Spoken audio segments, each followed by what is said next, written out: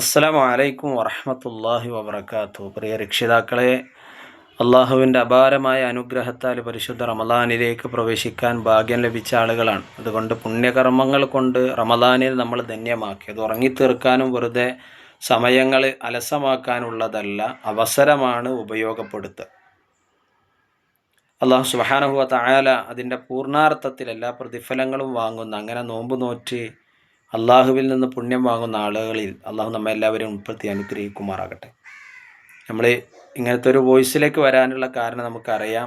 റമദാനിലൊരു ഹദീസ് പഠിക്കുക എന്നുള്ളത് നമ്മൾ നേരത്തെ തീരുമാനമെടുത്ത് അതിൻ്റെ അടിസ്ഥാനത്തിലാണ് നിങ്ങളുടെ മുമ്പിലേക്ക് ഞാൻ വന്നിട്ടുള്ളത്.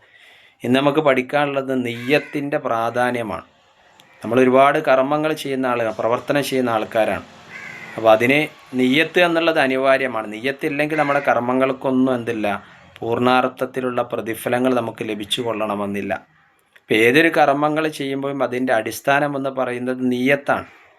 ഇവിടെ ഞാൻ പറയാൻ പോകുന്ന ഹദീസ് ഇതാണ്. ഉമർ റളിയല്ലാഹു റിപ്പോർട്ട് ചെയ്യുന്ന ഹദീസിൽ പ്രവാചകനിൽ നിന്ന് കേട്ടുകൊണ്ട് ഉമർ റളിയല്ലാഹു പറയുകയാണ്, ഇന്നമൽ അഅമാലു ബിന്നിയ്യാത്ത് വ ഇന്നമാ ലികുല്ലി ഇംറിഇൻ മാ നവ. തീർച്ചയായും പ്രവർത്തനങ്ങൾ സ്വീകരിക്കുക ഉദ്ദേശത്തിൻ്റെ അടിസ്ഥാനത്തിൽ മാത്രമാണ്. നമ്മുടെ മനസ്സിൽ കരുതുന്നതിനാണ് എന്ത് പറയാം, നിയ്യത്ത് എന്ന് പറയാം. അപ്പോൾ നാളത്തെ നോമ്പുമായി നമ്മൾ പ്രത്യേകം ശ്രദ്ധിക്കണം. നാളത്തെ നോമ്പ് ഞാൻ നോൽക്കുകയാണ് എന്ന് മനസ്സിൽ കരുതുന്നതിനാണ് എന്ത് പറയുക, നിയ്യത്ത് എന്ന് പറയാം. മനസ്സിലാണ് കരുതേണ്ടത്. കാരണം അള്ളാഹു നോക്കുന്നത് എവിടേക്കാണ്, രൂപത്തിലേക്കോ ഭാവത്തിലേക്കല്ല. വലാകിൻ യൻദുറു ഇലാ ഖുലൂബിക്കും, നമ്മുടെ ഹൃദയങ്ങളിലേക്കാണ് അള്ളാഹു നോക്കുന്നത്. നബി സല്ലല്ലാഹു അലൈഹി വസല്ലം പറഞ്ഞു അല്ലേ, ഏതൊരാൾ ഉദ്ദേശിക്കുന്നതെന്തോ അതാണ് കരസ്ഥമാക്കുക. എന്നിട്ട് പ്രവാചകനെ ഹദീസിൻ്റെ ബാക്കി പറഞ്ഞു നോക്കും നിങ്ങൾ. ഫമൻ കാനത്ത് ഹിജ്റതഹു ഇലല്ലാഹി വ റസൂലി, ഒരാൾ അള്ളാഹുവിലേക്കും അവൻ്റെ റസൂലിലേക്കാണ് ഹിജ്റ നിയ്യത്ത് വെച്ച് മനസ്സിൽ വെച്ചുകൊണ്ട് അയാൾ ഹിജ്റ പോകുന്നതെങ്കിൽ ഫഹിജ്റതഹു ഇലല്ലാഹി വ റസൂലി, അത് അള്ളാഹുലേക്കും അവൻ്റെ റസൂലിലേക്ക് തന്നെയാണ്. കാരണം നിയ്യത്ത് ക്ലിയറാണ്. എന്നാൽ ഒരാൾ ദുനിയാവിൻ്റെ ആവശ്യത്തിന് വേണ്ടിയിട്ടാണ് ഹിജ്റ പോകുന്നതെങ്കിൽ, അതൊരു കല്യാണം കഴിക്കാനാകാം, മറ്റുള്ള കാര്യങ്ങൾക്കാകാം, എങ്കിൽ അത് അള്ളാഹുവിലേക്കും അവൻ്റെ റസൂലിലേക്കുള്ള ഹിജ്റ ആവില്ല.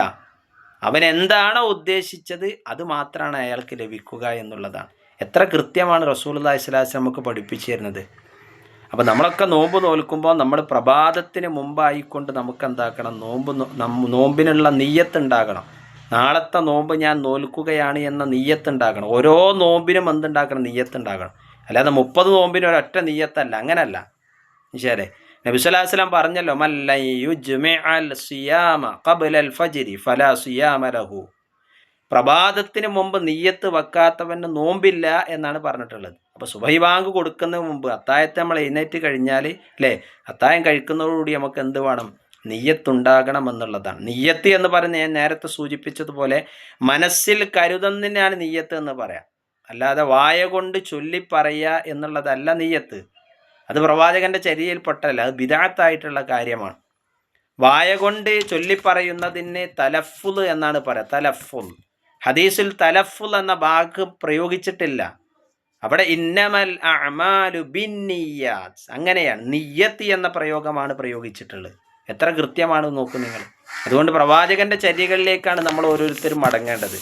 നാളെ പരലോകത്ത് അള്ളാഹു സുബ്ഹാനഹു വ തആല 3 ആളുകളെ ആദ്യം ചോദ്യം ചെയ്യും. 1 അറിവുള്ള ആളാണ്, 2 സ്വതക്ക കൊടുത്ത ആളാണ്, 3-മത്തത് അള്ളാഹുവിൻ്റെ മാർഗത്തിൽ ഷഹീദായ ആളുകളാണ്. ഈ 3 ആളുകളോടും അള്ളാഹു ചോദിക്കുന്നുണ്ട്, എന്താണ് നിങ്ങളുടെ ഓരോന്ന് ചെയ്തിട്ടുള്ളത്. ആരോഗ്യമുള്ള ആളോട് ചോദിക്കുന്നു, അള്ളാഹുവിൻ്റെ മാർഗത്തിൽ ധർമ്മസമരം നടത്തിയെന്ന് പറയുന്നു. സമ്പത്തുള്ള ആൾ പറയുന്നു, നിൻ്റെ മാർഗത്തിൽ ചെലവഴിച്ചു വന്ന്. അറിവുള്ള ആളുകൾ, അത് അറിയാത്ത ആളുകൾക്ക് ഞാൻ പഠിപ്പിച്ചു കൊടുത്തു. അവരോട് 3 ആളുകളോടും അള്ളാഹു പറഞ്ഞിട്ടുള്ളത് കദബുത്ത, നിങ്ങൾ കളവ് പറഞ്ഞു എന്നാണ്. നോക്കൂ നിങ്ങൾ, അവിടെ മനസ്സിലുണ്ടായിട്ടുള്ളത് എന്താണ്?